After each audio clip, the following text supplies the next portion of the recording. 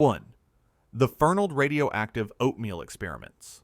The year was 1946, and researchers at the Walter E. Fernald State School in Waltham, Massachusetts, decided to recruit boys for something special.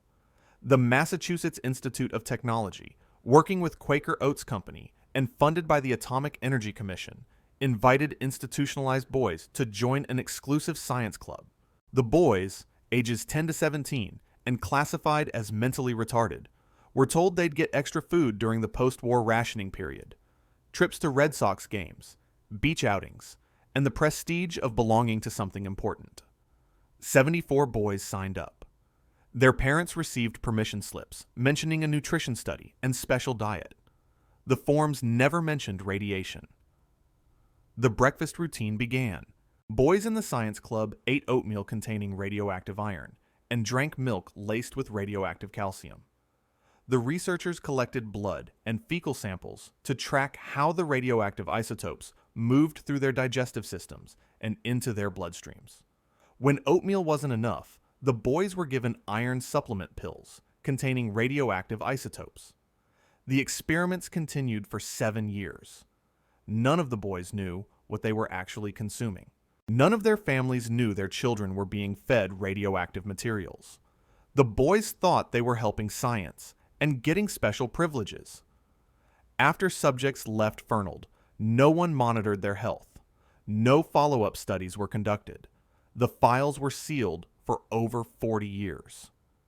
In December 1993, Boston Globe reporter Scott Allen discovered the experiments through declassified Atomic Energy Commission documents. Elderly men learned for the first time that their childhood science club had been a radiation experiment. One former subject said he'd been hoping for a scholarship to MIT. Instead, he was a lab rat. The Massachusetts Institute of Technology issued a formal apology in 1998. President Charles Vest publicly apologized to victims. That same year, MIT and Quaker Oats settled a lawsuit for $1.85 million, divided among the subjects. Each received approximately $60,000. No researchers were ever prosecuted. Most had died by the time the experiments were exposed. The betrayal by one of America's most prestigious institutions contributed to stricter federal regulations protecting institutionalized populations in research. 2. The Monster Study. The year was 1939, and a psychologist at the University of Iowa wanted to prove that stuttering was learned, not genetic. Dr. Wendell Johnson, himself a stutterer, believed that negative reactions to normal childhood speech created the disorder. To test his theory, he needed children he could experiment on. The Iowa Soldiers' Orphans Home in Davenport provided 22 subjects, ages 5 to 15. His graduate student, 22-year-old Mary Tudor, would conduct the sessions over 5 to 6 months. The children were divided into 4 groups. 5 normal-speaking children were placed in the experimental harm group.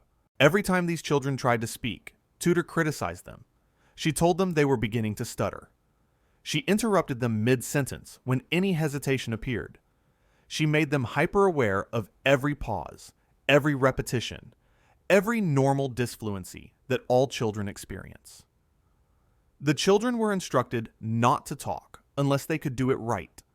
The orphanage staff received instructions to reinforce these negative messages throughout the day. Within weeks, the previously outgoing children became withdrawn. They stopped speaking in class. They avoided social situations. Several developed actual stuttering behaviors where none had existed before. The experiment achieved exactly what Johnson intended. He proved that fears could be learned and that psychological pressure could create speech disorders in healthy children. But Johnson never published the results. Other researchers at the university had already nicknamed it the Monster Study. The timing was terrible. Nazi medical experiments were becoming known, and Johnson feared comparisons. Mary Tudor completed her master's thesis documenting the damage. Then the research was buried. 62 years later, in 2001, the San Jose Mercury News uncovered the study. 3 surviving victims were located. Mary Corlaska and Hazel Dornbush had lived their entire adult lives with speech anxiety and shame, never understanding why. The University of Iowa issued a formal apology in August 2001. In 2007, 6 survivors received a settlement of $925,000. Johnson had died in 1965, decades before his experiment was exposed. 3. The Willowbrook hepatitis experiments. In 1956, parents of intellectually disabled children in New York faced an impossible situation. Willowbrook State School on Staten Island was officially full, housing 6,000 residents in a facility designed for 4,000. Waiting lists stretched to over 200 families. Then, Dr. Saul Krugman from New York University School of Medicine offered a solution. The hepatitis unit had openings. Parents could wait indefinitely for regular admission, or they could enroll their child in the hepatitis research unit immediately. Most chose the experiment. The children, ages 3 to 10, were placed in a separate ward. Krugman's team fed them fecal extracts containing hepatitis virus, mixed into their food or drinks. In other cases, researchers injected the virus directly into the children's bloodstreams. The scientists tested both hepatitis A and hepatitis B, monitoring how the diseases progressed. They drew blood regularly, measured liver function, photographed the jaundice as it developed. All the children contracted hepatitis by design. Most experienced fever, fatigue, and the characteristic yellowing of the skin. Some developed chronic hepatitis B infection, which carried risks of liver damage, cirrhosis, and cancer decades later. The exact number who developed serious complications was never fully documented. Krugman argued the research was ethical. The children would have gotten hepatitis anyway, because conditions at Willowbrook were so filthy. Better to contract it under medical supervision. In 1965, Senator Robert Kennedy toured the facility and called it a snake pit. The experiments continued for 5 more years. Between 1956 and 1970, 700 to 800 children were deliberately infected. In 1972, journalist Geraldo Rivera obtained footage showing the appalling conditions throughout the institution. Public outrage forced reforms. Dr. Krugman never faced criminal charges. He continued his respected career, published extensively on his hepatitis findings, and contributed to the development of the hepatitis B vaccine. He defended the research until his death in 1995, maintaining that the experiments were both ethical and beneficial.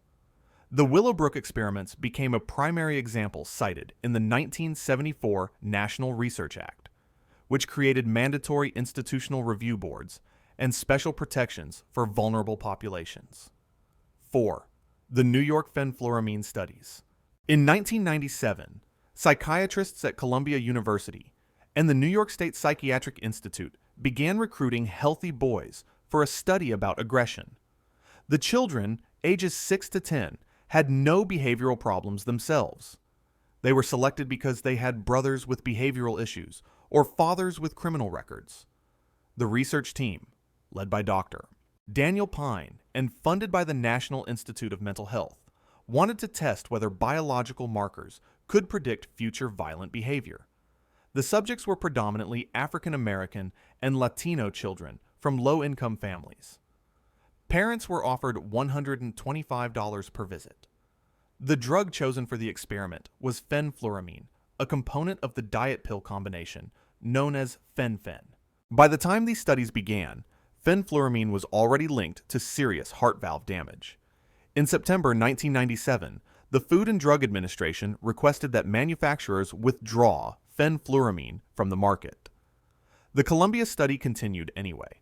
A parallel study opened in Laurel, Maryland, recruiting another 20 to 30 boys under similar criteria. The children were given oral doses of fenfluramine and had their blood drawn at intervals over several hours. Researchers measured prolactin responses, theorizing that abnormal serotonin function indicated a predisposition toward aggression. The implicit message was clear. These healthy children were being labeled as potentially violent based on their race, family history, and biology. Approximately 50 to 60 boys total received a drug known to cause cardiac damage. No long-term health monitoring was conducted after the studies ended. In October 1998, the consumer advocacy group Public Citizen filed federal complaints with the Office for Protection from Research Risks. The complaints detailed the use of a dangerous withdrawn drug on healthy children, discriminatory subject selection, and inadequate informed consent. Federal investigators found violations and required the studies to stop. Columbia University implemented reforms. Dr. Daniel Pine faced no criminal charges. He moved to the National Institute of Mental Health, where he continued a prominent career in child psychiatry. The families received no compensation. The children were never followed up to assess whether any developed the heart valve damage that fenfluramine was known to cause. 5. The UCLA schizophrenia medication withdrawal experiments. Between 1983 and 1994, psychiatrists at UCLA's Neuropsychiatric Institute conducted studies on teenagers and young adults with schizophrenia. The subjects, ages 13 to 25, had recently been stabilized after psychotic episodes. Dr. Keith Neuchterlein and his research team, funded by the National Institute of Mental Health, wanted to study the early warning signs of relapse. Their method was straightforward. They would deliberately withdraw the antipsychotic medications that kept these young people stable, then observe what happened when psychosis returned. Parents were told the research would help determine if their children still needed medication. What many didn't fully understand was that the withdrawal would predictably cause severe psychotic episodes. The subjects had their medications gradually tapered and then stopped completely. Researchers monitored them with weekly or bi-weekly clinic visits, watching for the return of hallucinations, delusions, and disorganized thinking.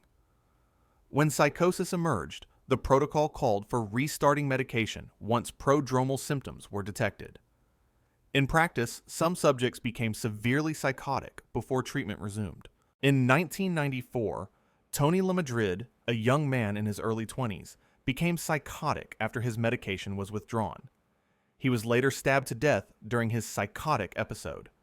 That same year, 24-year-old Greg Aller became severely psychotic during his study participation. He jumped from the roof of UCLA Medical Center. The experiments continued after the first death. Between 50 and 100 subjects were enrolled over the 11-year period. Multiple participants required emergency hospitalization. Some never fully recovered to their pre-study functioning level. Families filed complaints with federal authorities. An investigation by the Office for Protection from Research Risks between 1994 and 1996 found informed consent deficiencies. UCLA was required to improve its procedures, but faced no major penalties. The Aller family received an undisclosed settlement. Dr. Neuchterlein and other researchers were never criminally charged. As of the knowledge cutoff date, Neuchterlein remained a distinguished professor at UCLA. The studies effectively stopped in 1994 after the deaths, but the researchers faced minimal consequences for deliberately inducing psychosis in vulnerable young people. 6. The Baltimore Lead Paint Study. In 1993, researchers at the Kennedy Krieger Institute, affiliated with Johns Hopkins University, began recruiting low-income families in Baltimore for a housing study. The institute, led by Dr. Mark Farfel, wanted to test whether partial lead paint abatement could be a cost-effective alternative to full lead removal. The problem was that testing required measuring lead exposure in children. The solution was to offer families below-market rent in houses with varying levels of lead contamination, then monitor how much lead accumulated in their children's blood. Approximately 100 to 150 families, predominantly African American, were recruited. The children were under 6 years old, the age most vulnerable to lead poisoning. Properties were divided into groups. Some received full lead abatement. Others received moderate abatement with only some hazards addressed. Some received minimal abatement with just basic maintenance. The families moved in, and researchers began collecting blood samples from the children every few months. Dust samples were taken from the homes to measure lead levels on floors and windowsills. The critical ethical violation came when blood tests showed elevated lead levels. According to families and later court records, researchers didn't always promptly inform parents when their children's lead levels rose to dangerous levels. In some cases, families were encouraged to remain in the housing despite the elevated readings. The researchers' priority appeared to be data collection rather than child protection. Lead poisoning in young children causes permanent neurological damage, including IQ reduction, learning disabilities, behavioral problems, and developmental delays. Even modest elevations cause irreversible harm. The study continued for 2 years. Multiple children developed elevated blood lead levels during the research period. In 1999, 2 families filed a lawsuit. The case reached the Maryland Court of Appeals in 2001. Judge Dale Cathell wrote a scathing opinion calling the research something that bordered on the unthinkable, and explicitly comparing it to the Tuskegee syphilis study. The court ruled that researchers have a duty to warn subjects of discovered dangers. Kennedy Krieger settled the case for an undisclosed amount without admitting wrongdoing. 7. The Sonoma State Hospital Experiments. During the 1960s and 1970s, California's Sonoma State Hospital became a site for multiple experiments on institutionalized children with developmental disabilities. Some victims were as young as 2 years old. The facility, overcrowded and understaffed, provided researchers with unrestricted access to children who couldn't advocate for themselves. The Atomic Energy Commission funded radiation studies. The state of California conducted sterilization experiments. Multiple universities used the institution as a testing ground. Many of the researchers' names were never publicly disclosed. Children were fed radioactive calcium and radioactive iron to study nutrient absorption and bone development. The experiments were presented to parents, when permission was sought at all, as nutrition studies. The word radiation rarely appeared in consent forms. Blood, urine, and feces were collected to track how the radioactive isotopes moved through the children's bodies. No long-term health monitoring was conducted after the experiments ended. Simultaneously, California's eugenics program sterilized hundreds of girls at Sonoma, some as young as 10 years old. Young women with intellectual disabilities underwent tubal ligations and hysterectomies, often without understanding what was being done. Parents were told sterilization was required for continued care. The procedures were sometimes used to test new surgical techniques. Many victims didn't discover they'd been sterilized until they tried to have children as adults, decades later. Between 1920 and 1979, California sterilized approximately 20,000 people under its eugenics laws. Sonoma was a major site for these procedures. The full scope of experiments at Sonoma remains unknown. Records were incomplete, destroyed, or never created. The radiation experiments only came to light in the 1990s when the Clinton administration declassified Atomic Energy Commission documents. In 2003, Governor Gray Davis formally apologized for California's sterilization program. In 2021, the state established a reparations program offering $25,000 per victim. Most were already dead. No researchers were ever criminally charged. The institution finally closed in 2018, ending more than a century of operation.